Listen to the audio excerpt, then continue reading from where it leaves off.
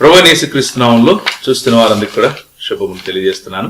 మరి ఈ రోజు మనము గాడ్స్ ఆన్ ఎర్త్ అనేటటువంటి ఒక పుస్తకము, ది తిరుమల చరిత్ర గురించి, అలాగే దీన్ని రాసినటువంటి దేవిరెడ్డి సుబ్రహ్మణ్యం రెడ్డి గారి గురించి ఈ రోజు మనం తెలుసుకోబోతున్నాం.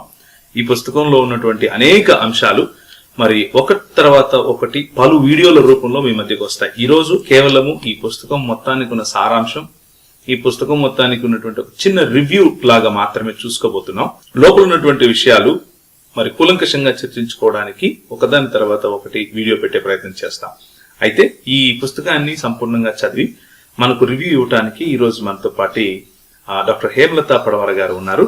మరి ఆంటీతో కలిసి ఈరోజు మరి మన చర్చను చేసుకోవడం మనకు చాలా సంతోషం.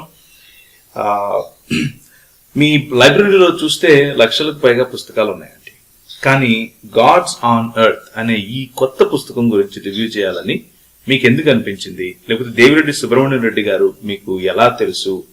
ఆయన శ్రీ వెంకటేశ్వర యూనివర్సిటీలో ప్రొఫెసర్ అన్నమాట నిజం. ఆయన పిహెచ్డి థీసిస్ ఇది అని పిహెచ్డి థీసిస్ గా దీన్ని సబ్మిట్ చేశారన్నమాట నిజం. కానీ ఆయన ఒక చరిత్రకారుడు అయినప్పుడు ఆయన చరిత్రగా రాసినటువంటి ఈ పుస్తకం గురించి రివ్యూ చేయాలని మీకు ఎందుకు అనిపించింది? నాకు దేవిరెడ్డి సుబ్రహ్మణ్యం రెడ్డి గారు చాలా ఏళ్లుగా తెలుసా అండి. ఎందుకంటే నేను కూడా యూనివర్సిటీలోనే పిహెచ్డి చేశాను. ఈ బుక్ వచ్చి ఆయన పిహెచ్డి థీసిస్ కాదనుకుంటాను నేను, తర్వాత రీసెర్చ్ చేసి రాసినటువంటి బుక్ ఇది. ఈ బుక్ కాంప్లిమెంటరీ కాపీగా మా ఇంటికి వచ్చింది. ఇది వచ్చిన తర్వాత తిరుమల చరిత్ర అంటే ఎవరికైనా ఇంట్రెస్ట్ ఉంటది కదా, సొంతూరు తప్పకుండా తెలుసుకోవాలని ఉంటది. గాడ్స్ ఆన్ ఎర్త్ అనగానే సో నాలో ఉన్న ఆంథ్రోపాలజిస్ట్ కూడా కొంచెం ఇంట్రెస్టింగ్ గా ఆ బుక్ తెరవడం జరిగింది. గాడ్స్ ఆన్ ఎర్త్ ఏంటి అనే ప్రశ్న ఎవరికి రాదు, అసలు ఆలోచించారు కూడా, అంత దూరం ఆలోచించారు. సో ఆ టైటిలే నన్ను చాలా ఎక్సైటెడ్ చేసింది అన్నమాట. సో ఆ బుక్ ఆ విధంగా తీసుకొని చదవడం జరిగింది. ఇంకా లైబ్రరీ అన్న తర్వాత బోలెడని బుక్స్ ఉంటాయి కదా, రకరకాల పుస్తకాలు ఉంటాయి, కానీ అన్ని మనల్ని అట్రాక్ట్ చేసి వెంటనే చదవాలనిపించవు. కొన్ని కొనుక్కున్న తర్వాత టైంని బట్టి చదువుతాం, కొన్ని అవసరాన్ని బట్టి చదువుతాం. ఇక్కడ ఒక చక్కటి మాట అన్నారు, అవసరాన్ని బట్టి చదువుతాం అన్నారు. ఈ పుస్తకం మీరు చదివేశారు. మరి ఇప్పుడున్నటువంటి సామాజిక పరిస్థితుల్లో దీన్ని చదవటం, దీని గురించి రివ్యూ చేయటం వెనక మీకు కనిపించిన అవసరం ఏంటి? ఇక్కడ ఇంకొక మాట కూడా నేను చెప్పాలి. ఈ బుక్ నేను చదివిన తర్వాత చాలా షాకింగ్ ఫ్యాక్ట్స్ తెలిసాయి అన్నమాట నాకు. తెలిసిన తర్వాత నేను మళ్ళీ దేవిరెడ్డి సుబ్రహ్మణ్యం రెడ్డి గారితో మాట్లాడాను. తర్వాత చెప్పాను అన్నమాట, ఇందులో చాలా సంచలనమైనటువంటి నిజాలున్నాయి, సత్యాలున్నాయి. నేను వాటిని చదివాను, నాకు చాలా షాకింగ్ గా అనిపించింది. ఈ బుక్ రాసిన తర్వాత మీకు వ్యూయర్స్ రెస్పాన్స్ ఎలా ఉంది అన్నాను. చాలా ప్లీజింగ్ గాను చాలా పాజిటివ్ గాను ఉందమ్మా అన్నారు. ఓకే, నేను ఇట్లా ఒక వీడియో చెయ్యాలనుకుంటున్నాను యూట్యూబ్ కోసము, సో మీ పేరు ఫోన్ నెంబర్ ఇవ్వమంటారా అని అడిగాను. అంటే ఇవ్వండి, నాకు చాలా ఇంట్రెస్ట్ ఎవరైనా మాట్లాడటానికి అని అన్నారనమాట. కాబట్టి ఆ రీసెర్చ్ చేసిన వ్యక్తి ఎంత కాన్ఫిడెంట్ గా ఉన్నాడో అందరూ తెలుసుకోవాలి, అందుకోసం చెప్పాను ఈ మాట. జనరల్ గా అయితే నా బుక్ నేను ఎందుకు మాట్లాడటం అన్నట్టుంటారు కదా, ఇదేదో భావజాలాన్ని చెప్పడం కోసం రాసుకున్న సొంత కథ కాదు, ఇది ఫ్యాక్ట్స్ మీద బేస్ అయి రాసినటువంటి ఒక ఆర్కియలాజికల్ హిస్టరీ ఉన్నటువంటి లేదా ఆర్కియలాజికల్ డేటా తీసుకుని రాసినటువంటి హిస్టారికల్ డాక్యుమెంట్ ఇది, కాబట్టి అంత ధైర్యంగా మాట్లాడుతున్నారు అంటారు. అవును. తర్వాత నేను అడిగాను అనమాట, have you published this material in any journal or have you presented this material as papers in any conference or seminar like that అని అడిగాను అనమాట. సెమినారు అని కాదు కానీ చాలా జర్నల్స్ లో అయితే పబ్లిష్ చేశారంట. దానికి ఎలా ఉన్నింది రెస్పాన్స్ అని అడిగాను. ఇట్స్ సో పాజిటివ్ అని చెప్పారు. సో నేనెందుకు ఇంత అడుగుతున్నానంటే, ఈ రోజు వరకు మనం ఒక భావము, ఒక విశ్వాసము, ఒక ఇతరత్ర గౌరవము లేదా ఒక ఒక ఒక రకమైన భావజాలానికి అలవాటు పడి ఉన్న ఒక విషయాన్ని పూర్తిగా కాంట్రాస్ట్ మీనింగ్ లో తెలుసుకున్నప్పుడు లేదా ఆపోజిట్ యాంగిల్లో దాన్ని చెప్పినప్పుడు తప్పకుండా ఎవరికైనా ఒక సంఘర్షణ అనేది ఏర్పడుతుంది. సో అంత సంచలనాత్మకమైన మాటలు, ఈ సంచలనాత్మకమైన మాటలు ఒక్క 3 చెప్పండి ఇందులో ఉన్న సంచలనాత్మకం లేకపోతే సంఘర్షణాత్మకంగా ఉన్నవి. తిరుమల కొండని ఈరోజు మనం తిరుమల అంటున్నాం. మొదట్లో దాన్ని పులికుండ్రం అనేవాళ్ళంట. పులికుండ్రం అంటే పుల్లికొండ అని అర్థం. పులికుండ్రం అంటే పుల్లికొండ అని అర్థం అన్నమాట. ఆ పులికొండని ఒక పుల్లిరాజు అని అతను పరిపాలించేవాడంట. ఓకే, ఇప్పుడున్నటువంటి తిరుమల అన్న దానికి పుల్లిరాజు అనే ఆయన ఒకనొక సమయంలో రాజు before first century. Okay, this is all before first century. Okay okay, Puliraju కాదు, పుల్లిరాజు, లీకి లావత్, పుల్లిరాజు. సో అతను వచ్చి చాలా మంచి పరిపాలకుడు అంట. అతన్ని చాలా భక్తితో చూసుకునేవాళ్ళంట ఆనాటి ప్రజలు. అతను చాలా దయగలిగి ఉండేవాడంట. కొండ మీద కల్వర్లు, వడుకర్లు అనే జాతులు ఉండేవంట. వాళ్ళు వచ్చి ఎక్కువగా ఈ ఏనుగులను మచ్చిక చేయటం, పశువులను మేపుకోవడం ఇలాంటివి చేసేవాళ్ళంట. కడప, నెల్లూరు సరిహద్దులుగా ఈ రాజ్యం ఉండేదంట. పుల్లిరాజు గారి రాజ్యం పేరు వేంగడం. వేంగడం, వేంగడం, రాజధాని వేంగడం. రాజ్యం కింగ్డమ్ వచ్చి వేంగడం రాజ్యం, రాజధాని వచ్చి వేంగడం అనే ఊరు, అది తిరుపతి. ఓకే ఓకే ఓకే, అంటే ఇప్పుడు ఒకప్పుడు మెడ్రాస్ ప్రెసిడెన్సీ కి మెడ్రాస్ ఏ విధంగా రాజధాని, హైదరాబాద్ ప్రిన్స్లీ స్టేట్ కు హైదరాబాద్ ఎలా రాజధాని, అలా వేంగడం అనే రాజ్యానికి వేంగడం అనేది రాజధాని, అదే తిరుపతి. అది తిరుపతి. తిరుపతిని రాజధానిగా అతను, అంటే అప్పుడు తిరుపతి పేరు లేదు, తెలియదు ఎవరికి. ఆ రోజుల్లో వేంగడం అనేవాళ్ళంట దీన్ని. సో ఇక్కడ వేంగడం అనే రాజ్యానికి ఆయన్ని కూడా వేంగడం రాజు అని అంటారు కదా. అలా ఉన్న రాజు చనిపోయాడు. ఇది ఏ కాలం నాటిది? Before first century.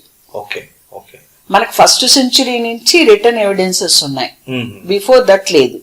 According to that book, this is not my research. ఈ పుస్తకంలో రాసుంది ఈ రీసెర్చ్. ఇప్పుడు నేను చెప్పేవన్నీ ఆ బుక్ లో ఉన్నాయి. I'm just reader of that book. I'm presenting the material, that's all. I'm not Devireddy Subrahmanyam కదా, అది జనాలకు అర్థం అవ్వాలని మళ్ళీ చెప్తున్నా. నేను చెప్తున్న ప్రతి మాట కూడా ఆ బుక్ లోదండి. It's not my own. ఆ బుక్ కావాలంటే దొరుకుతుంది. ఆ చివర్లో మీకు ఆ book author name, phone number కూడా ఇస్తాము. మీరు కావాలంటే అతనికి ఫోన్ చేసి ఆ బుక్స్ మీరు తెప్పించుకోవచ్చు. ఆ పుల్లిరాజు గారు చనిపోయారు. చనిపోయిన వాళ్ళకి ఏం చేస్తారు మన వాళ్ళు? సమాధి కడతారు. అంటే ఇంకా కొంచెం గొప్పవాళ్ళు చనిపోయారు అనుకోండి, వాడికి ఇంకొంచెం ఘనంగా సమాధి ఉంటది. సామాన్యుడు చనిపోతే సమాధి కార్యక్రమం చాలా సామాన్యంగా ఉంటది. చాలా గొప్ప వాళ్ళు చనిపోతే సమాధి కార్యక్రమం ఇంకా గొప్పగా ఉంటది, ఒక మంటపం లాగా కట్టేస్తారు. డెఫినెట్లీ ఈ రోజే మనం చూస్తున్నాం కదా, బాగా డబ్బున్న వాళ్ళు, ల్యాండ్ లార్డ్స్, కొంచెం అధికారంగా బాగా ఉన్న వాళ్ళకి ఆ పెద్ద పెద్ద ఎత్తున సమాధులు కడుతూ చేస్తారు. సో అప్పుడు పుల్లిరాజు గారికి కూడా ఒక మంచి సమాధిని కట్టారు. మండపం రీతిలో కట్టబడిందంట అది. ఎందుకంటే ఆ రోజుల్లో ఈ కట్టడ ఆలయాలు ఉన్నాయి చూడండి, ఇప్పుడు రాళ్లతో, ఇటుకలతో, కాల్చిన ఇటుకలతో. అప్పటికే అది ఆ టెక్నాలజీ తెలియదంట. కాబట్టి రాతి కూసాలు పెడతారు, స్తంభాలు, దానిపైన రాతి పలకలు గాని కొయ్య పలకలు గాని వేసి అదే సమాధి ఆ రోజుల్లో. ఈ రోజు ఇప్పుడు కూడా సత్రాలు కనిపిస్తాయి అలాంటి మా ఊళ్ళలో. అవును, ఇక్కడ కూడా తిరుపతి నుంచి వెళ్ళేటప్పుడు జస్ట్ బోయిలగడ్డ క్రాస్ అయ్యేటప్పుడు మనకి అలాంటి మండపం రోడ్ సైడ్ ఉంది. రాతి కుశాలు, వెరీ క్రూడ్ రాతి బండలు, పైన రాతి పలకలు ఉంటది అన్నమాట. అది నా తెలిసి చాలా వందల ఏళ్ల క్రితం అయింటది అది. సో అటువంటి సమాధిని నిర్మించడం జరిగింది. ప్రజలందరూ చాలా గౌరవంగా దైవంతో సమానంగా ఆయన్ని పూజించడం చేశారంట. కానీ కాలక్రమంలో అది ఒక ఏటి ఒడ్డున ఉండడం వల్ల, ఏటి ఒడ్డున అన్నప్పుడు నీటి అలలు కంటిన్యూస్ గా కొడుతూ ఉంటాయి.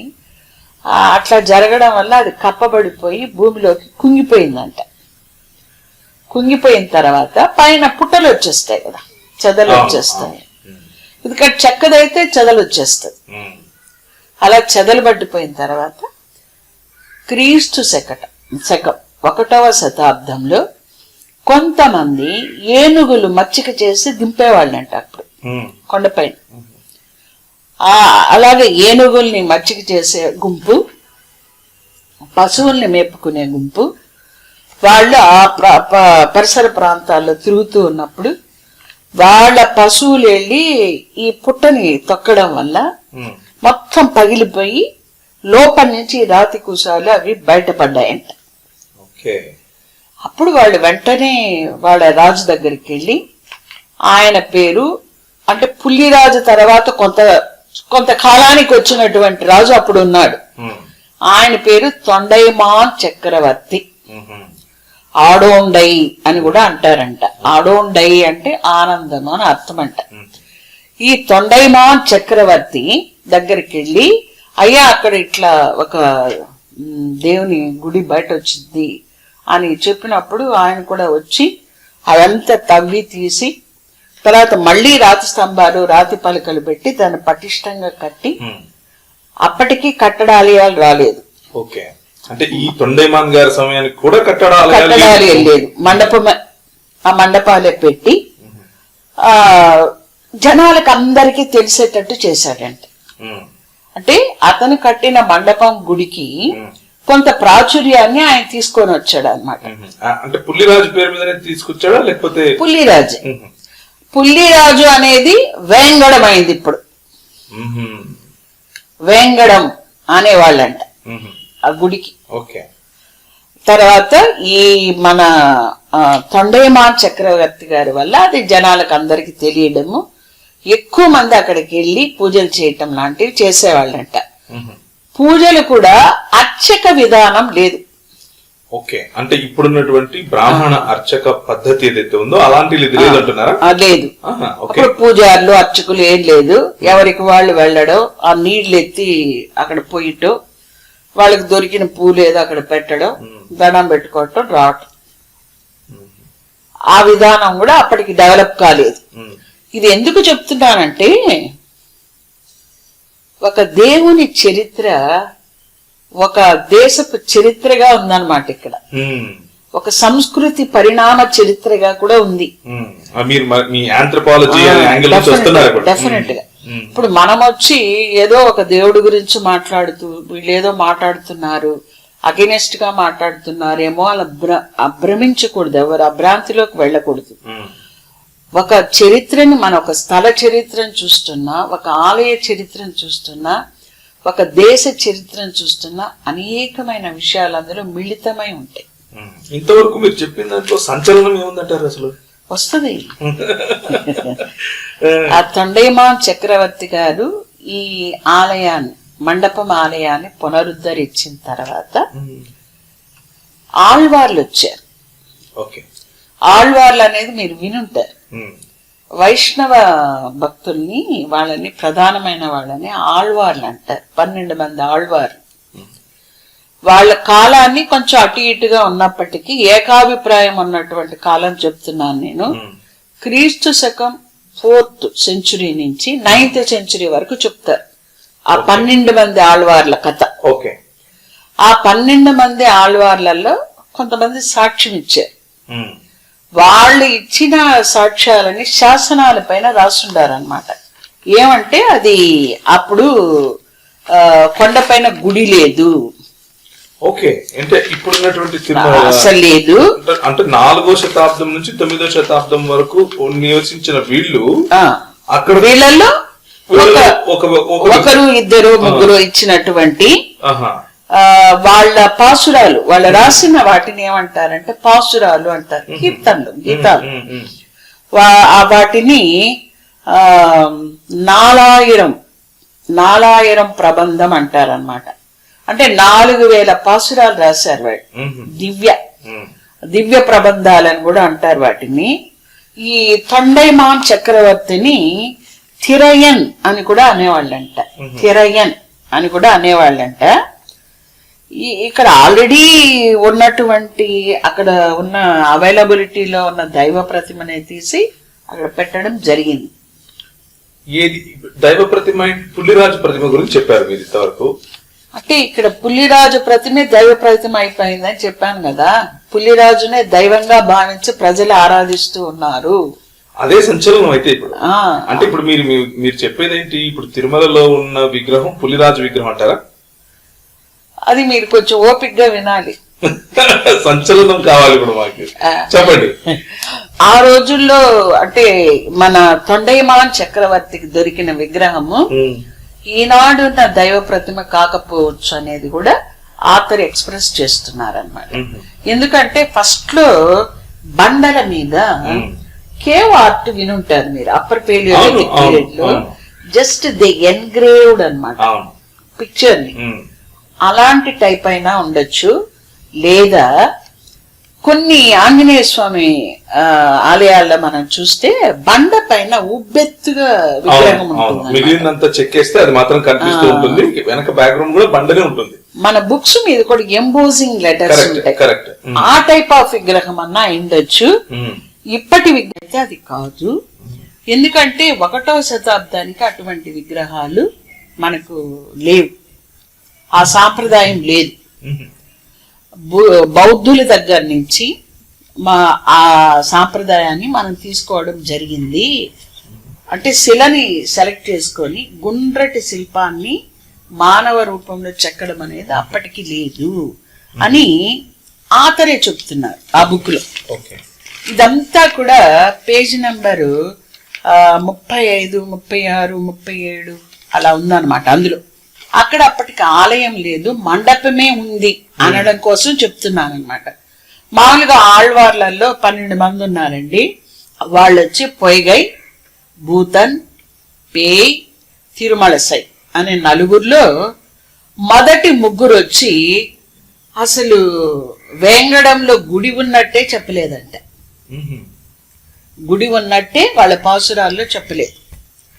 4వ వ్యక్తిగా ఉన్న తిరుమలసై అనే ఆళ్వారు మాత్రము ఈ కొండ మీద గుడి ఉంది అని చెప్తూ ఆ దైవ ప్రతిమ చుట్టూ దట్టమైన అడవి ఉంది, దేవుని వద్దకు వెళ్ళడానికి చెట్లు నరికి దారి ఏర్పరచుకున్నారు, పరిండు పడుకాడు నిర్ప తమిళ భాషలో పాసురంలో ఆథర్ నోట్ చేసినటువంటిది అన్నమాట. ఇదంతా పేజ్ నెంబర్ 49 లో ఉంది. జనం ఎవరైనా బుక్ కొనుక్కోవచ్చు, చూసుకోవచ్చు. ఇది మన ఇద్దరికి సంబంధించింది కాదు. ఈ దేవుని ప్రతిమ అందరికి అన్ని వైపుల నుంచి కనిపిస్తూ ఉందంట. అంటే ఏం అర్థం? చుట్టూ గోడలు లేవని అర్థం. అంటే మండపమే ఉంది అప్పటికి, గుడి లేదు అని చెప్పడానికి ఇవన్నీ. అలాగే కులశేఖర్ ఆళ్వార్ అని ఇంకో ఆళ్వార్, నెక్స్ట్ ఆళ్వార్, అతను తన పాసురాల్లో, తన గీతాల్లో తంబకం చెట్టు ఉంది, ఇక్కడ దైవ ప్రతిమ దగ్గర తంబకం చెట్టు ఉంది, సంపంగ చెట్టు ఉంది అని చెప్పాడంట. చెట్టు ఉంది అంటే అర్థం ఏమి? గోడలు లేదు, ఓపెన్ ఉంది అని అర్థం. అట్లే కానీ ఎత్తైన వాకిలు ఉంది అన్నాడంట. లోపల అర్చకుడు ఎవరో పూజ చేస్తున్నారు అని పాట పాడాడు. ఎత్తైన వాకిలి అంటే తలుప? వాకిలి, తలుపు, ద్వారం ఉంది అని చెప్పాడంట. సో అప్పుడు కూడా మనకి చెట్లు ఉన్నాయి, కనిపిస్తూ ఉన్నాడు అన్ని వైపు నుంచి అంటే మండపం గుడి ఉన్నట్టే మనకు అర్థం. ఈయనతో పాటు హిందూ మతానికి చెందినటువంటి ఇలంగో అడిగల్, క్రీస్తు శకం 756 ప్రాంతంలో రచించిన శిలప్పధికారం అనే గ్రంథంలో వెంకటేశ్వర స్వామి ఇప్పుడున్న స్వామి గారి వర్ణంలో ఏమని రాశాడంటే, దైవానికి ఎండ వాన గాలి ధూళి తగులుతూ ఉన్నాయి. అంటే ఏంటి, గుడిలాగా అది లేదు. ఎప్పుడు క్రీస్తు శకం 756వ సంవత్సరంలో రాసినటువంటిది. అంటే 8th సెంచరీ. ఎటు నుంచి చూసినా దైవాన్ని దర్శించుకోవచ్చు అని చెప్పాడంట. సో ఇప్పుడు మనం ఇళంగో అడిగల్, కులశేఖర్ ఆళ్వార్, తిరుమలసై ఆళ్వార్ వీళ్ళందరి పాసురాలు, వీళ్ళ శిలప్పధికారం గ్రంథము, వీటి ద్వారా ఏం తెలుస్తోందంటే ఇది మండపము గుడి. మండపం కట్టడంతో అది కట్టబడింది మొట్టమొదట అనేది ఆతర బుక్ లో రాస్తున్నారు. సో ఇప్పుడు కొండ మీద ఒక గుడి అనేది ఉనింది. ఏది 7th సెంచురీ వరకు ఒక గుడి ఉనింది. 8th సెంచురీ వరకు కూడా ఒక గుడి ఉనింది. అదైతే ఇప్పుడున్న గుడి లాంటిదైతే కాదు. ఆ పేర్లు కూడా అప్పుడు ఈ పేరు లేదు దానికి. ఏ పేరు ఇప్పుడు మనం చెప్పుకుంటూ ఉన్నటువంటి తిరుపతి, తిరుమల, తర్వాత ఈ పేర్లు లేవు. మరి ఉన్న పేర్లు ఏంటంటే అది చెప్తాను మీకు. 1వ శతాబ్ది ప్రాంతంలో మా ఊరిని ఏమనేవాళ్ళు అంటే పులికుండ్రం అనేవాళ్ళు. తిరుపతిని 1-3 శతాబ్దాల మధ్య కాలంలో వేంగడం అన్నారనమాట. పులికుండ్రమే వేంగడమైంది. వేంగడమో పులికుండ్రం అంతా ఒకటి. అంటే 1వ శతాబ్దంలో కూడా వేంగడం అంటున్నారు. ఇది ఎక్కడి నుంచి ఆతర్ దీనికి సపోర్టివ్ మెటీరియల్ ఎక్కడి నుంచి సేకరించారంటే ప్రాచీన తమిళ సాహిత్య సంగమ యుగం నుంచి ఆ మాట చెప్తూ ఉన్నట్టుగా తమిళ సాహిత్యంలో నుంచి ఈయన సేకరించారు దేవిరెడ్డి సుబ్రహ్మణ్యం రెడ్డి గారు. తర్వాత క్రీస్తు శకం 1013వ సంవత్సరం ప్రాంతం నుంచి తిరుమల అని అనడం మొదలు పెట్టారంట.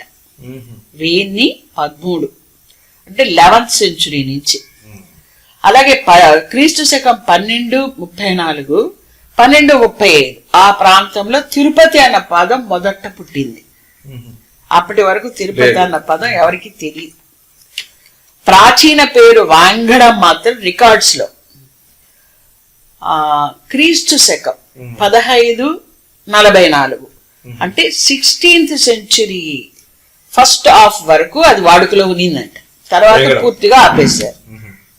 సో ఇప్పుడు తిరుమల, తిరుపతి అనేవి జస్ట్ తిరుమల అన్న పదము 11th సెంచురీలో, తిరుపతి అన్న పదము 13th సెంచురీలో పుట్టాయి అనేది మనకు అర్థమైంది. కాబట్టి మనం ఇప్పుడు మాట్లాడుకునేది వేంగడానికి సంబంధించింది అనాలి. వేంగడం మెల్లగా తిరుమల, తిరుపతి అవుతుంది. అంటే ఇప్పుడు మనం మాట్లాడుకునేవన్నీ కూడా వేంగడానికి సంబంధించింది, పులికొండ్రంకి సంబంధించిన మాటలని మనం చెప్పుకోవాలి. ఆ రోజుల్లో దట్టమైన అడవి, ఆ రాళ్ల మధ్యలో నుంచి మహా అయితే ఈ పశువులు మేపే వాళ్ళు వెళ్ళే కాలిదార ఉండొచ్చు, మన పొలాల్లో ఉంటుంది చూడండి కాలిబాట, అలాంటి బాట ఉండొచ్చు, అంతకు మించి లేదు. కాబట్టి వెళ్ళేవాళ్ళు చాలా కష్టపడి వెళ్ళేవాళ్ళంట అక్కడికి. ఈ సామాన్యులు వెళ్లే పరిస్థితులు లేవు. వీళ్ళ కోసము తిరుచానూరులో మీరు వినుంటారనుకుంటా, ఆ తిరుచానూరుని ఆ రోజుల్లో తిరుచుకొనూరు అనేవాళ్ళంట. తిరుచుకొనూరు అనేవాళ్ళంట. ఇప్పుడు తిరుచానూరు అంటున్నాం దాన్ని. దానికని ఏం చేశారంటే ఇక్కడ తిరుచానూరు ప్రాంతంలో ఒక ఆలయాన్ని కట్టారంట. ఆలయాన్ని కట్టి అది తొలి కట్టడాలయం అంట. ఇప్పుడుండే ఆలయం కాదు, ఒక ఆలయం కట్టారు. ఆ గుడిని తిరువిలన్ కోయిల్ అనేవాళ్ళంట. కోయిల్ అనేవాళ్ళం. కోయిల్ అంటే గుడి కదా తమిళ్లో. అలాగే అందులో ఉన్న వెంకటేశ్వర స్వామిని తిరువిలన్ కోయిల్ పెరుమానడిగల్ అనేవాళ్ళంట. తిరువిలన్ కోయిల్ పెరుమానడిగల్ అనేవాళ్ళంట. ఈ గుడి పక్కనే ఒక పెద్ద హాల్ కట్టారంట. ఆ హాల్ కట్టి అందులో ఒక చివర్లో ఇంకొక వెంకటేశ్వర స్వామిని ప్రతిష్ఠ చేశాడంట. ఓకే. ఆ హాలుని తిరుమంత్రశాలై అనేవాళ్ళంట. ఇదంతా పేజీ నెంబర్ 10లో ఉంది. మనం ఇప్పుడు మాట్లాడుకుంటున్నది ప్రజెంట్ ఉన్నటువంటి వెంకటేశ్వర స్వామి చరిత్రని మనం మాట్లాడుకుంటున్నాము. ఫస్ట్ పులికుండ్రం ఉండేది. పుల్లిరాజు సమాధి మీద ఒక మండపం కట్టడం అనేది ఒకటి ఉన్నింది. అది కాలక్రమేణా కుంగిపోయినప్పుడు భూమిలోకి అది మూతబడిపోయింది మట్టితో. అనుకోకుండా పశువులు ఏనుగులు తొక్కినప్పుడు అది బయట రావడం, ఆ రాతి కూసాలు, అది ఆ వార్తని తొండైమాన్ చక్రవర్తి తిరేన్ ఆయన దగ్గరికి వెళ్ళడం, ఆయన వచ్చి అవన్నీ బయటకు తీసి ఇంకొంచెం పటిష్టంగా మండపం కట్టడమే ఒకటి ఆయన కట్టడము, అది ప్రాచుర్యంలోకి రావడము. అప్పటికే ఆ మండపం కట్టడాన్ని ఈ ఆళ్వార్లు కొంతమంది దర్శించుకోవడము. తిరుమలీసై ఆళ్వారు, కులశేఖర్ ఆళ్వారు, వీళ్ళు అక్కడ గుడి లేదు అంటే వాళ్ళ మాటల ద్వారా మనకు అర్థమవుతున్నది, మండపమే ఉన్నట్టుగా మనకు తెలుస్తుంది.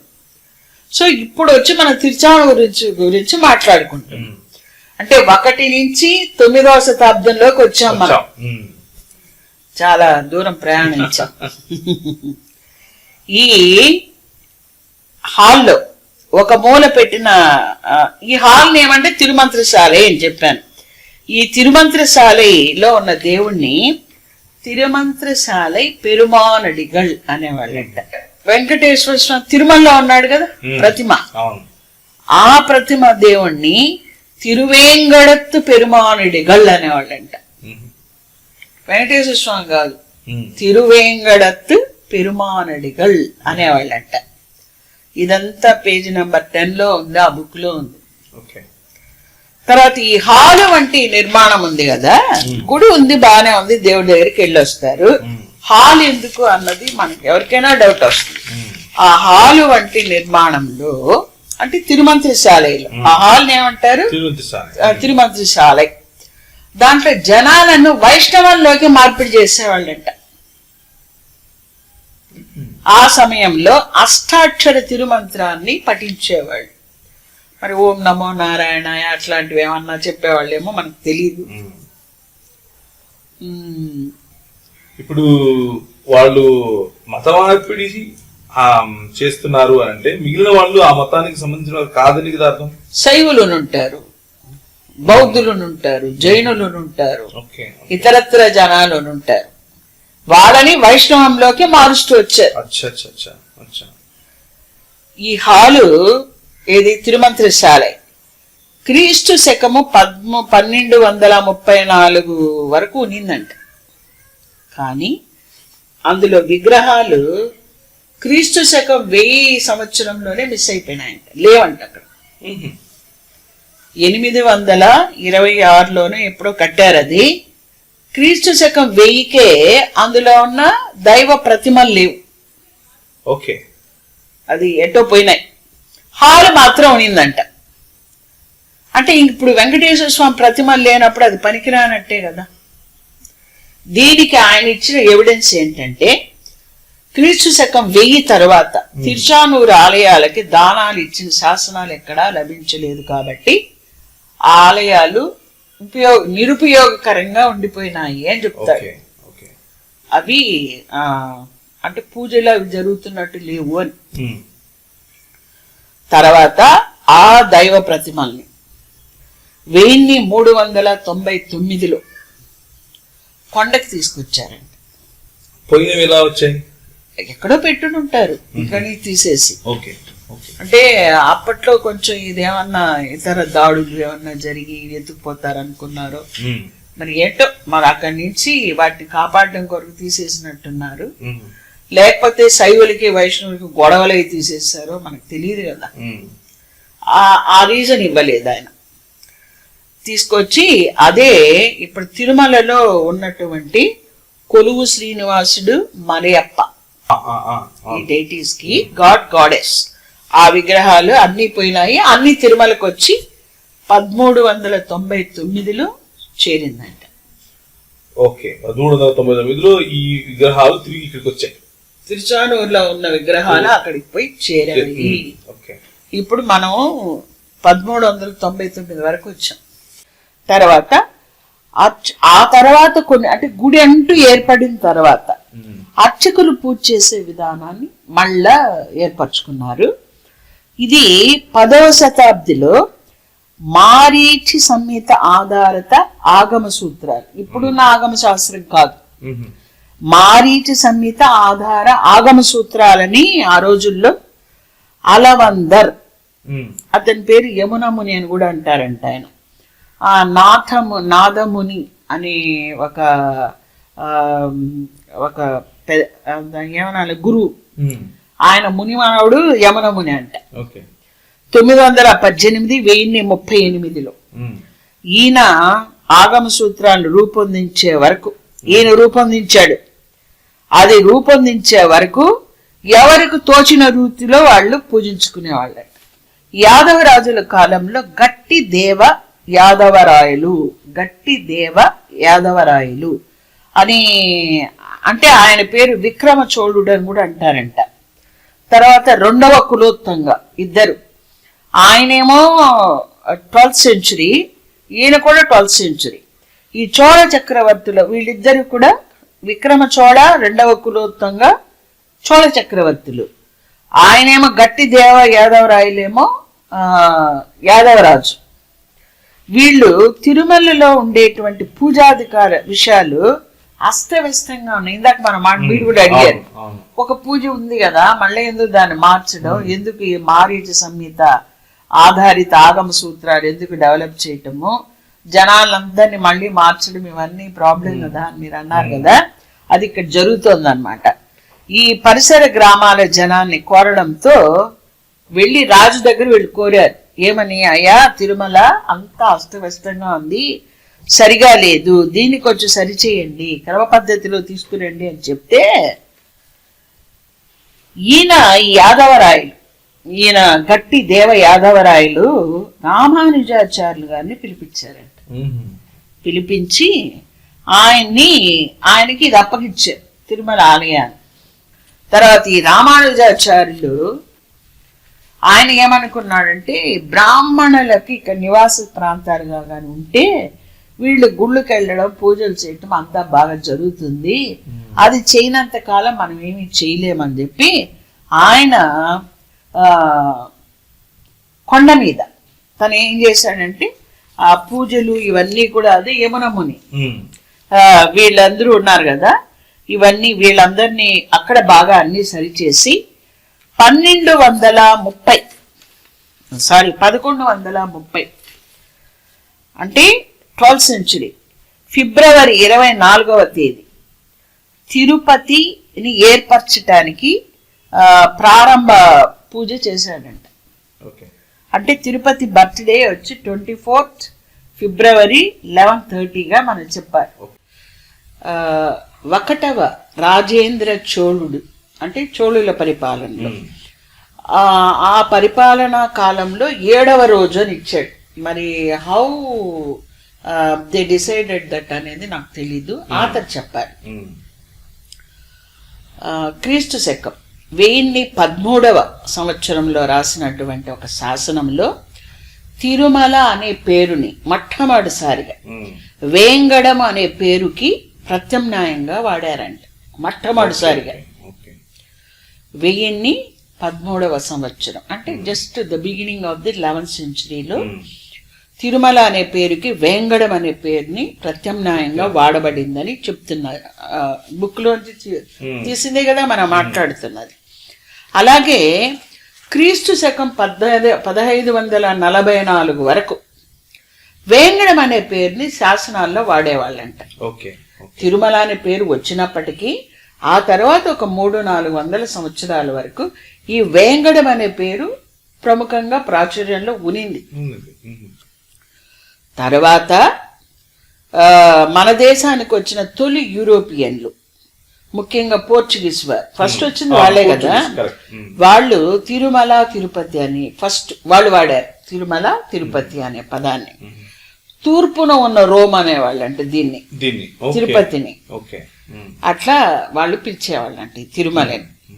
సో ఇంతవరకు అది తిరుపతి ఎలా ఏర్పడింది.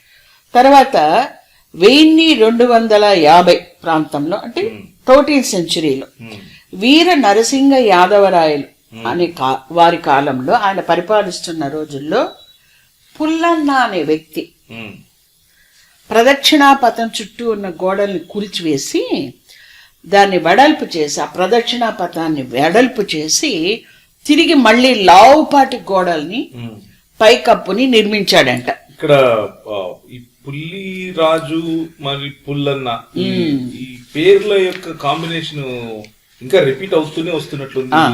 ఆ పుల్లిరాజు గారి ఇన్ఫ్లుయెన్స్ అనేది ఈ రోజుకి ప్రజల్లో ఉందనేది ఆథర్ చాలా బలంగా చెప్పారు. అది ఏ రకంగా అంటే ఇప్పుడు పులిరాజే వెంకటేశ్వర స్వామిగా ఆరాధించబడుతున్నాడు. అదే సంచలనం. సో ఇప్పుడు తిరుమలలో ఉన్నటువంటి వెంకటేశ్వర స్వామి ఏ దేవుని అవతారము కాదు, పుల్లిరాజు అని క్రీస్తు శకానికి 1వ శతాబ్దానికి ముందే ఉన్నటువంటి ఒక వ్యక్తి సమాధి మీద మండప రీతి ఆలయం కట్టడం మునింది అన్నారు కదా. అదే లేట్రాన్ కాలక్రమంలో తిరుమల అయింది. అవును అవును, మీరు ఇంతవరకు అదే చెప్తూ వచ్చారు. అది పేజ్ నెంబర్ 32లో చాలా స్పష్టంగా చెప్పారు అతను. ప్రజలు వెంకటేశ్వరుడిగా పుల్లిరాజును ఆరాధిస్తున్నా ఇప్పటికీ ప్రజల్లో ఈ పుల్లిరాజు పేరు అనేది ఇండైరెక్ట్ గా అలా నిలిచిపోయింది అనమాట. అది ఏ రకంగా అనేది కూడా ఆయన ఇచ్చిన ఎగ్జాంపుల్స్ నుంచే చెప్తున్నాను. పులిహోర, పుల్లిహోర, ఈ పులిహోర అనేది చాలా ఇష్టం అంట పుల్లిరాజుకి. చింతపండు కలిపిన అన్నము టేకు ఆకుల్లో పెట్టుకొని తినడం అంటే చాలా ఇష్టంగా చేసేవాడంట ఆయన. పులిహోర, పుల్లకూర, కడప, నెల్లూరు ఇవి సరిహద్దులుగా ఉన్నాయి అతను పుల్లిరాజుకు. పుల్లాకు, పుల్లూరు, పుల్లికొండ, పులిగుండ ఇది చిత్తూరు జిల్లాలో ఉన్నాయి ఈ పేర్లో చెప్తున్నారు అతను. పులివెందల, పుల్లంపేట, పులికోన కడప, పులివెందర, పులికాటు, పులియాళం నెల్లూరు, పుల్లెద్దు, పుల్లావు, పుల్లమ్మ, పుల్లారెడ్డి, పులివేషం, పుల్ల వెంట్రుకలు, పులుమావి, పులికేసి ఇన్ జనరల్ అన్ని చోట్ల వినిపించేవన్నమాట. అంటే ఈ పుల్లి అనే పదము జనాల్లో నిలిచిపోయింది. ఆ ఇన్ఫ్లుయెన్స్ అనేది 2000 సంవత్సరాలు దాటిపోయినప్పటికీ జనాల్లో ఉంది. అంటే ఆ పుల్లిరాజు గారు చాలా మంచివారు, ఆయన ఇన్ఫ్లుయెన్స్ అంతగా ప్రజల మీద ఉంది అనేదాన్ని మనం అర్థం చేసుకోవాల్సి ఉంటుంది అనేది రచయిత గారి అభిప్రాయం ఇండైరెక్ట్ గా. సో ఇప్పుడు త్రవ్వకాలలో బయటపడుతున్నటువంటి పురావస్తు శాఖ వాళ్ళు తీసుకొని వస్తున్నటువంటి ఈ ఏవైతే శిలాఫలకాల నుండి, శిలా శాసనాల నుండి, తామ్రపత్రాల నుండి వీటన్నిటి బట్టి రుజువయ్యేది ఏమిటి అని అంటే ఒకానొక సమయంలో పుల్లిరాజు అనే వ్యక్తి యొక్క గౌరవమే రాను రాను రాను రాను వివిధ రాజులు దాన్ని ప్రోత్సహించడం ద్వారా ముఖ్యంగా మీరు 2-3 పేర్లు తీసుకున్నారు. తొండైమాన్ చక్రవర్తి, తొండైమాన్ గారు, తర్వాత పల్లవులు, చోళులు, చాళుక్యులు, తర్వాత చివరికి యాదవ రాజులు, విజయనగర రాజులు వీరి ద్వారా మెల్లిమెల్లిగా వెంకటం పోయి వెంకటేశం అయింది అన్నది మీ అభిప్రాయం, అంటే ఆథర్ అభిప్రాయం. అవునవును, మన ఇద్దరు అభిప్రాయం కాదు. Sir now we are discussing about that book, Devireddy Subrahmanyam Reddy book ని మనం ఇద్దరం మాట్లాడుతున్నాము. ఈ దేవిరెడ్డి సుబ్రహ్మణ్యం రెడ్డి గారు ఈయన క్రైస్తవుడు లేకపోతే ముస్లిమో లేకపోతే ఇలాంటి హిందూ అండి. ఆయన హిందూ. ఒక అకాడమిషియన్ కి మతం ఉండదు. అంటే నేను ఈ ప్రశ్న ఎందుకు అడిగాను అని అంటే ఈ మధ్య కొంతమంది మీ పుస్తకం గురించి కూడా అన్నారు కదా, అంటే హేమలత గారికి పుస్తకం రాయడం రాదు, దాంట్లో మొహమాటం ఏముంది, నాకు బుక్ రాయడం రాదంట. అంటే ఇప్పుడు అకాడమిషియన్స్ అనేవాళ్ళు ఇలాంటి బయాస్ వెనక పెట్టుకోకుండా ఉన్నది ఉన్నట్లుగా రాస్తారు, మీరు అదే చేశారు అన్నది అది చెప్పడం కోసం ఒక ప్రీ ఆక్యుపైడ్ మైండ్ ఉండి బయాస్డ్ గా ఉంటే నేను బుక్ రాసే ముందే ఏం చేస్తానంటే నా బుక్ గురించి ఎవరినన్నా భజన చేయమని చెప్పి, నా బుక్ని పొగడమని చెప్పి, లేదా నా బుక్ డబ్బులు పెట్టమని చెప్పి నేను ముందుగానే కొంతమందిని అరేంజ్ చేసుకుంటా. అలా రాయడమే బుక్ రాసినట్టుగా వాళ్ళు అనుకున్నారేమో నాకు తెలీదు. సో నేను కూడా నాకు వీలైనంత మట్టుకు సెకండరీ డేటాని నేను ఎక్కువ కలెక్ట్ చేశాను. అంటే బుక్స్ లో నుంచి ఆల్మోస్ట్ ఒక మోర్ దాన్ 200 బుక్స్ నేను చదవడము, ఆ బుక్స్ లో నుంచి మెటీరియల్ తీసి నేను రాయడం జరిగింది. అక్కడికక్కడ బుక్ నేము, ఆథర్ నేమ్ కూడా నేను ఇవ్వడం జరిగింది నా బుక్ లో. సో వాళ్ళ ఉద్దేశంలో బుక్ రాయడం అంటే ఏంటో నాకు తెలియదు. నా ఉద్దేశంలో బుక్ రాయడంలో నాకు చాలా బాగా తెలుసు. బుక్ రాసే అలవాటు కూడా నాకు బాగా ఉంది. నేను 13+1 14 బుక్స్ ఆల్రెడీ నేను రాశాను. ఇంకా రాసే ఉన్నాయి, వస్తూ ఉన్నాయి, అవి కూడా వస్తూ ఉన్నాయి, దారిలో ఉన్నాయి, అవి వస్తాయి. సో బుక్కి రేట్ ఏం పెట్టాలనేది కూడా ఇంకా మీదట ఎవరన్నా అడిగి పెట్టాలేమో తెలియదు. ఇప్పటిదాకా ఆఖరికి ఆ స్వేచ్ఛ ఉంటుందని నేను అనుకున్నాను. తర్వాత ఇక్కడ ఈ పులిరాజుకు సంబంధించిన ఇంకొక ఎవిడెన్స్, జనాలందరికీ తెలిసిన ఎవిడెన్స్ చెప్తున్నాను. అదేంటంటే కొండ మీద ఇప్పటికి కూడా వెంకటేశ్వర స్వామిని, అది ఆ సమయం అది నాకు గుర్తులేదు కానీ, విగ్రహాన్ని తీసుకొని గుడి దాటి కొంత దూరం వెళ్తారనమాట.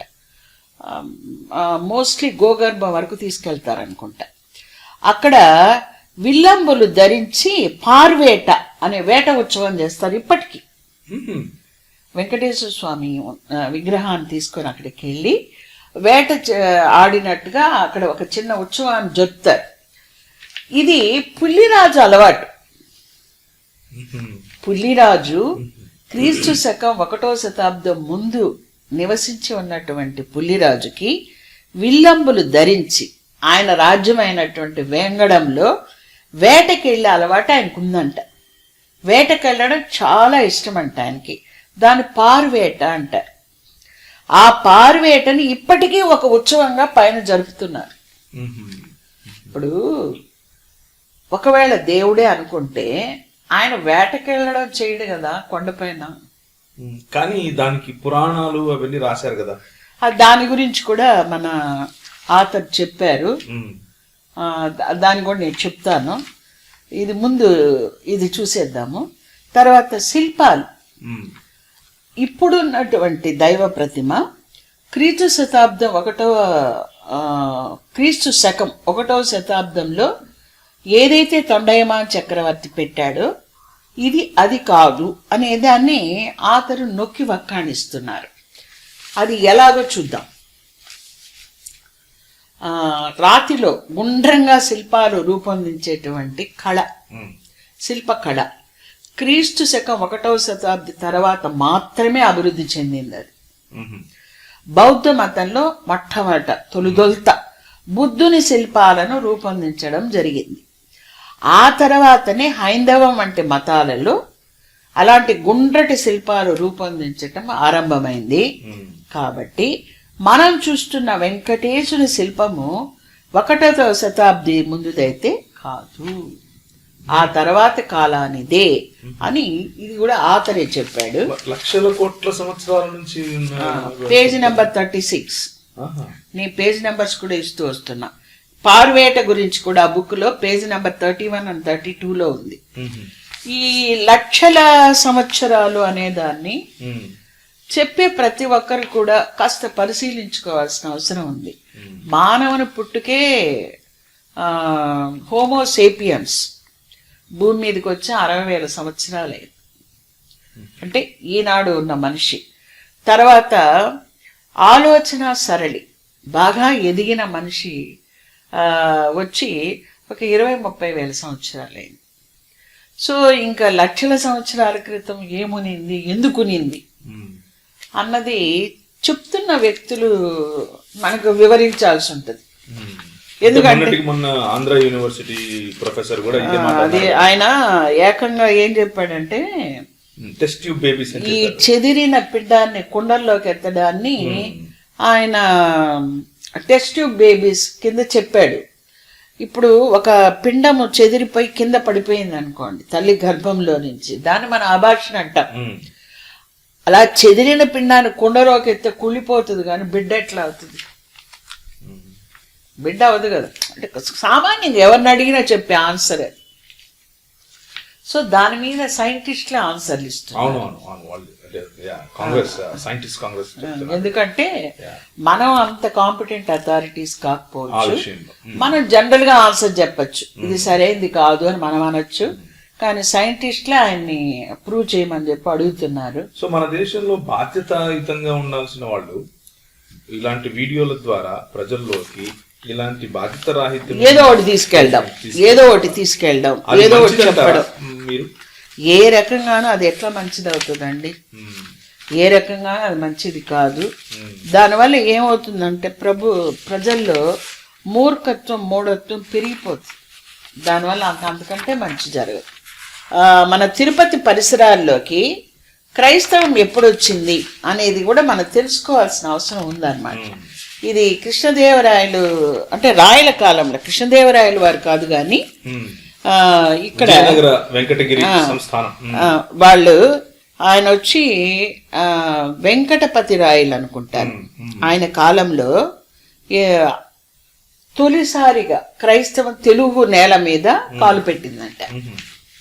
అది వచ్చి క్రీస్తు శకము 1598వ సంవత్సరం అక్టోబర్ నెల 15వ తేదీన మొట్టమొదటిసారిగా తెలుగు గడ్డ పైన కాలు పెట్టిందంట క్రైస్తవం. అది డేట్స్ తో సహా ఉంది, ఆయన ఆతరిచ్చారు. అంటే చివర్లో 16వ శతాబ్దం చివర్లో వాళ్ళు వచ్చినట్టుగా మనకు తెలుస్తోంది. ఆ వచ్చిన వాళ్ళు ఎవరంటే యేసు సభ సభ్యులు. వాళ్ళు ఎవరెవరంటే ఫాదర్ సైమన్ డిసా, ఫాదర్ ఫ్రాన్సిస్కో రిచియో అనే వాళ్ళు ఇద్దరు చంద్రగిరిలో ఫస్ట్ వాళ్ళు వచ్చారంట. తర్వాత మెల్లమెల్లగా క్రిస్టియానిటీ అనేది చుట్టుపక్కలంతా వ్యాపించడము, వాళ్ళు దానికి ఎంతగానో ఈ రాయల కాలంలో ఉన్న రాజులు దాన్ని ప్రోత్సహించడము జరిగినట్టుగా మనకు శాసనాలు ఇంకా చాలా ఉన్నాయి. మనకు క్రిస్టియన్ హిస్టరీ తీసుకునేటప్పటికి చాలా బుక్స్ లో దొరుకుతుంది అది. మరి ఈ బుక్స్ మాత్రం కొన్ని ఇప్పుడు ఆథర్ కలెక్ట్ చేసిన ఇన్ఫర్మేషన్ మాత్రం అన్ని చోట్ల దొరికే ఇన్ఫర్మేషన్ అయితే కాదు అది. ఇక పద్మావతి దేవి గురించి కూడా ఒక మాట మనం మాట్లాడుకోవాలి. అది కూడా ఆథర్ చెప్పున్నారు. ఏమంటే వెంకటేశ్వర స్వామి చరిత్రతో ముడిపెట్టి మాట్లాడుతూ ఉన్నటువంటి ఆకాశరాజు కూతురుగా చెప్పబడుతూ ఉన్నటువంటి పద్మావతి దేవి కథనము నిజమైనదిగా తోచడం లేదు అని ఆథర్ చెప్తున్నాడు. అది పేజ్ నెంబర్ 38-39 ఉంది. ఇది తొండైమాన్ తర్వాత కొన్ని శతాబ్దాలు తర్వాత మళ్ళీ కొన్ని వందల ఏళ్లకి నారాయణవనము, అప్పలాయగుంట, శ్రీనివాస మంగాపురం వంటి ప్రాంతాల్లో వెంకటేశ్వరుని ఆలయాలు నిర్మింపబడిన తరువాత, అంటే అటు ఇటుగా 15వ శతాబ్దం తర్వాత ఈ పద్మావతి దేవి కథ పుట్టుకొచ్చినట్టుగా తెలుస్తోంది అని ఆథర్ చెప్తున్నారు. ఎందుకంటే క్రీస్తు శకం 1 నుంచి 3 శతాబ్దాల మధ్యకాలపు తమిళ సాహిత్యంలో కానీ, ఆ తర్వాత సాహిత్యాల్లో కానీ, శాసనాల్లో కానీ, మరి ఎటువంటి ఆధారాల్లో కానీ పద్మావతి దేవి ప్రస్తావన లేదు. సో పద్మావతి దేవి అనేది ఒక కల్పన అనేదాన్ని చెప్తాడు మన ఆథర్. ఇంకా పద్మావతి దేవి గురించి ఏం చెప్పారంటే, ఇది కూడా పేజ్ నెంబర్ 38-39 కనిపిస్తోంది. ఈమె ఆండాలు వలె వెంకటేశుని భర్తగా భావించిన జీవించిన వ్యక్తిగా ఉండవచ్చు. ఆండాళ్ళు అంటే గోదాదేవి. 1వ శతాబ్ది వెంకటేశునితో కొన్ని శతాబ్దాల కాలపు పద్మావతి దేవికి వివాహం ఎలా సంభవిస్తుందో ఆలోచించాలి. అంటే ఈ మాట ఆథర్ చెప్తున్నారు. 1వ శతాబ్దానికి సంబంధించినటువంటి వెంకటేశ్వర స్వామికి 15 శతాబ్దాల తర్వాత పుట్టినటువంటి 1500 సంవత్సరాల తర్వాత పుట్టినటువంటి పద్మావతి దేవితో ఎలా వివాహం జరుగుతుందో కాస్త ఆలోచించండి అని చెప్తున్నాడు ఆయన. అలాగే 1వ శతాబ్ది వెంకటేశుని గురించి అనేక శతాబ్దాల తర్వాత పుట్టుకొచ్చిన పురాణాల్లో ఉన్నటువంటి కథనం ఎంతవరకు నమ్మదగిందో కూడా ఆలోచించవలసి ఉంది. These are all words of our author. That's all. అంటే హిస్టారికల్ బ్యాక్గ్రౌండ్, హిస్టారికల్ డేటా గనక చేతిలో ఒక పక్క పెట్టుకుంటే ఇప్పుడు రాసుకున్న పురాణాలు వీగిపోతాయి అని చెప్తున్నాను. నిలవు. ఫస్ట్ మనం ఏం చెప్పుకున్నామంటే 1వ శతాబ్దానికి ముందరే పుల్లిరాజు అని ఒక పాలకుడు ఈ వేంగడమ ప్రాంతాన్ని పరిపాలిస్తూ ఉన్నాడు. ఆయన చనిపోవడం జరిగింది. ఆయన సమాధి మీద ఒక మండపం అనేది ఒకటి నిర్మించబడింది. ప్రజలందరూ కూడా ఎంతో ప్రేమతో ఆయన్ని ఆ గౌరవం, ఆయన మీద ఉన్న గౌరవం వలన ఆయన్ని దైవం వల్ల ఆరాధించేవారు. కానీ కాలక్రమంలో అది భూమిలోకి కుంగిపోవటము, దాని మీద పుట్టలు రావడం వల్ల అది మరుగున పడిపోవడం జరిగింది. తర్వాత ఏనుగులు మచ్చిక చేసేవాళ్ళు, ఈ పశువుల కాపర్లు ఒకరోజు ఆ పశువులు ఇవన్నీ తొక్కడం వల్ల ఆ పుట్ట పగిలి మట్టి చెదిరిపోయి ఆ కనిపిస్తూ ఉన్నటువంటి ఆ మండపం యొక్క శిథిలాలను చూచి వాళ్ళు తొండైమా అంటే ఆ కాలంలో పరిపాలిస్తూ ఉన్నటువంటి, ఆ కాలం ఏదంటే క్రీస్తు శకం 1వ శతాబ్దం, తొండైమాన్ దగ్గరికి వెళ్ళి, చక్రవర్తి దగ్గరికి వెళ్ళి ఇలా అక్కడ ఒక దైవాన్ని మేము చూసాము, ఒక ఆలయాన్ని చూసామని చెప్పడము, ఆయన అక్కడికి వచ్చి అవన్నీ తవ్వించి తీసి ఒక మంచి మండపం కట్టడమే. అప్పటికి కట్టడాలయాలు రాలేదు, ఏర్పరచడం జరిగింది. కానీ అక్కడికి సామాన్యులు వెళ్ళడం అనేది చాలా కష్టంగా ఉండేది. మా తాత ముత్తాతల కాలంలో కూడా వాళ్ళు కూడా చెప్పేవాళ్ళు, డోలీలు కట్టుకొని పోయేవాళ్ళంట. డబ్బులు ఇస్తే డోలీలు కట్టేవాళ్ళంట. ఆ డోలీల్లో తీసుకెళ్ళాలంటే బాగా డబ్బులు ఉండాలి కదా డోలీలు కట్టించుకోవాలంటే. సరే అలా వెళ్ళలేని వాళ్ళకి తిరుచకునూరు అంటే తిరుచానూరు ప్రాంతంలో ఒక ఆలయం కట్టబడింది. అక్కడ ఒక వెంకటేశ్వర స్వామిని ప్రతిష్ఠించడం జరిగింది, ప్రతిమని. దాని పక్కనే ఒక హాల్ కట్టడం జరిగింది. ఆ హాలుని తిరుమంత్రశాలై అంటారంట. అందులోపల ఒక విగ్రహాన్ని, వెంకటేశ్వర స్వామిని ప్రతిమను పెట్టడం జరిగింది. ఆ హాల్లో ఏం చేసేవాళ్ళంటే వైష్ణవములోకి ఇతరులని మార్చేవాళ్ళంట. సో వైష్ణవంలోకి మార్చినప్పుడు అష్టాక్షరి మంత్రాన్ని చెప్పించేవాళ్ళంట వాళ్ళ దగ్గర. తర్వాత 800 అంటే 9వ శతాబ్దంలో కట్టినటువంటి ఆ టెంపుల్ 1000 కల్లా అక్కడ ప్రతిమ లేకుండా పోవడం జరిగింది. కాలక్రమేణా ఆ ప్రతిమలు వచ్చి తిరుమల చేరడం జరిగింది. తిరుమల ఆ తర్వాత చాలా మంది చోళులు వాళ్ళు పట్టించుకోకపోయినప్పటికీ కూడా యాదవులు, విజయనగర రాజులు వాళ్ళు పట్టించుకోవడం వల్ల సామవై అనే పల్లవుల రాణి ఇచ్చిన దాన ధర్మాల వలన, ఆమె చేసిన కొన్ని మార్పుల వలన, ఆమె కట్టిన శయన మండపం వలన తిరుమల ప్రాచుర్యంలోకి రావడం జరిగింది. అదంతా ఇప్పుడు మనం మాట్లాడుకుంటూ వస్తున్నాం. ఇది ఒక స్టెప్. సెకండ్ స్టెప్, ఎవరు ప్రాచుర్యంలోకి తీసుకొచ్చారు? ఇప్పటి వరకు మనం ఏం మాట్లాడుకున్నాం? సామవై వరకు వచ్చాం మనం. ఇప్పుడు క్రీస్తు శతాబ్దం 4-9 శతాబ్దాల మధ్యలో 12 మంది ఆళ్వార్లు అనేవాళ్ళు వచ్చారు. వీళ్ళు గొప్ప వైష్ణవ భక్తులు. భక్తి తత్వం అంటాం కదా మనం, భక్తిజం. ఆ భక్తి తత్వంలో వీళ్ళు చాలా ప్రాచుర్యం పొందిన వాళ్ళు. వీళ్ళ 12 మంది పేర్లు ఉన్నాయి. ఇప్పుడు అది అనవసరం అనుకోండి, అంటే బుక్కి నాట్ రిలేటెడ్ కదా. వీళ్ళు వెంకటేశ్వర స్వామిని గురించి, ఆయన భక్తి తత్వాన్ని గురించి దక్షిణ దేశం అంతా తిరిగి వ్యాపింపజేశారంట. అంటే వెంకటేశ్వర స్వామి గుడి ఇంత ప్రాచుర్యంలోకి రావడానికి మొదట తొండైమాన్ చక్రవర్తి, తర్వాత ఈ సామవై, వీళ్ళందరూ, తర్వాత ఆళ్వార్లు. Second step. అంటే ఎవరికైనా డౌట్ వస్తుంది కదా, ఏదో చిన్న సమాధి మీద చిన్న గుడి కట్టేస్తే ఇంత పాపులారిటీ ఎలా వస్తుంది అని ఎవరైనా అడుగుతారు కదా. ఇది వచ్చి పూర్తిగా ఒక అకాడమిక్ స్టడీగా దీన్ని చూడాలి. అది కూడా పనిగట్టుకొని మత భ్రష్టులు లేదా మత శ్రేష్ఠులు రాసింది కాదు ఇది. మత భ్రష్టులు, మత శ్రేష్ఠులు రాసింది కాదు ఇది. జస్ట్ ఒక అకాడమిషియన్, ఒక విద్యావేత్త తనకు తెలిసిన విషయాలన్నింటినీ జనాలకి తెలియచేయాలనే ఒక ఉద్దేశంతో, ఒక సదుద్దేశంతో ఈ బుక్ను తీసుకురావడం జరిగింది. జనాలని మూర్ఖత్వం వైపు నడపాలి, సంపాదించాలి, దండుకోవాలి, బాగుపడాలి అనే గుంపు ఎప్పుడూ ఉంటుంది. అలాగే ఏది ఏమైనా సరే సత్యాన్ని ప్రజలకు తెలియచేయాలనే గుంపు కూడా ఒకటి ఉంటుంది. దానికి ఉదాహరణగా మనం దేవిరెడ్డి సుబ్రహ్మణ్యం రెడ్డి గారిని చెప్పచ్చు. ఈ 1000 సంవత్సరాలుగా తిరుపతి ఎలా ఏర్పడింది, తిరుమల ఎలా వచ్చింది, వెంకటేశ్వర స్వామి ఎలా వచ్చాడు, ఈ ఆవిర్భావం ఎలా జరిగింది, ఈ 1000 సంవత్సరాల పరిణామ క్రమంలో ఇవన్నీ ఎలా ఏర్పడ్డాయి, ఎలా ప్రాచుర్యంలోకి వచ్చాయి అని జనానికి తెలియజేస్తున్నాడు. ఆయన ఉద్దేశము అదే, మన ఉద్దేశము అదే. చాలా సంతోషం.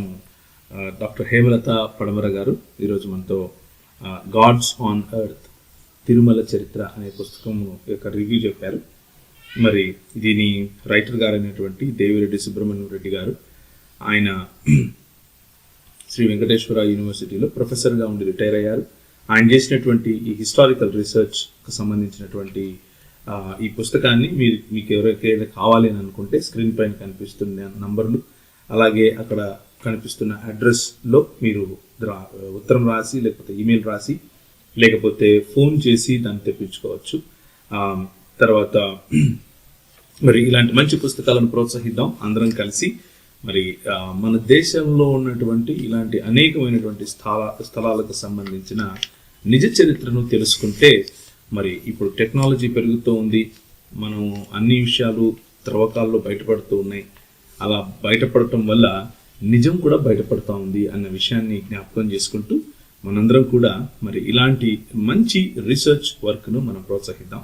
మరి చూసిన మీ అందరికి కూడా ప్రభువైన యేసుక్రీస్తు నామములో వందనాలు.